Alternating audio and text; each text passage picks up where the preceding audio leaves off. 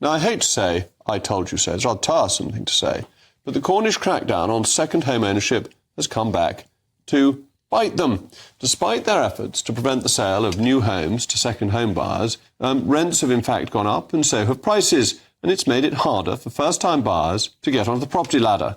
Cornish MPs are now quietly lobbying the government not to drop the furnished holiday lettings relief as they come to terms with just how much of the local economy relies on income from second homes. Well, my most intellectual panel is still with me. Paul, shouldn't we just let free markets operate? Because people who buy second homes take an enormous amount of income to the areas that they go to. Well, I was wondering if you'd had this discussion with your Conservative colleagues from Cornwall, because when I did my research before the programme, as Nigel and I like to do, I found out, as far as I can see, your colleagues were very keen on these restrictions.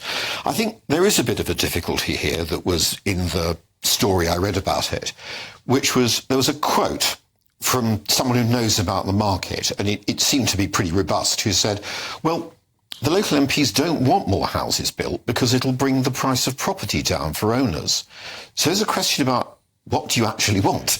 You can't both want the owners to be satisfied with high prices and then complain high prices are keeping younger people locally out of the market. That's absolutely right, though I find most of the objection to building from MPs is because local people are campaigning against a loss of some form of amenity rather than a narrow price restriction. Yes, but the effect will be, if you don't build, there will be a supply and demand issue, and young people locally won't be able to get their homes. By and large, yes, I agree with the view you're putting. But Nigel, isn't this fundamental that in areas of the country where there are second homes, they are very often an area that's high in tourism, that have a seasonal population.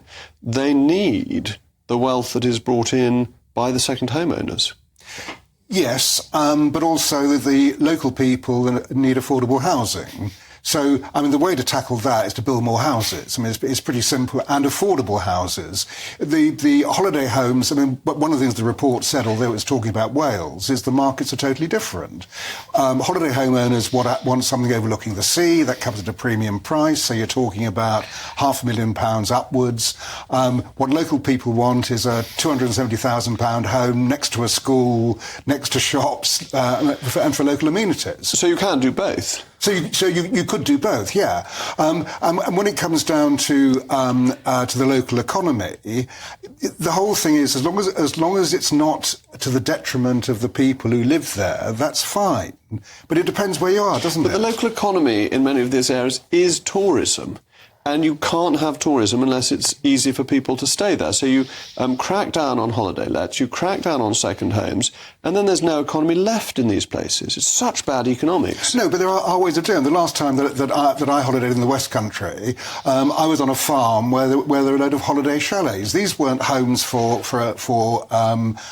local people, and it didn't interfere with local people at all. It was catering for the tourist trade, so it can be done. The question is whether the homeowners are moving in, take them over, use them as Airbnbs, as happens, say, on the Kent coast, and as a result, there is not enough housing for people who live there. But really what you want is more of the free market, not less. I think you want more homes. But the free market would provide homes. Well, just on the point about tourism for a moment, I'm sure what you say is absolutely true. I'm not from Cornwall, but I would think there will be a view down there among some people at least that they don't want an economy that's completely dependent on tourism. What economy do they have? Well, if you had that argument put to you about the parts of Brexit Britain that voted for a different sort of economy and one less reliant on migration, you wouldn't simply say, well, they've got to put up with what they've got. No. But tourism is something that they've had for a very long time. It's not new. I know, I'm simply putting a view. All right. Unfortunately, we're going to have to move on, but thank you to my panel.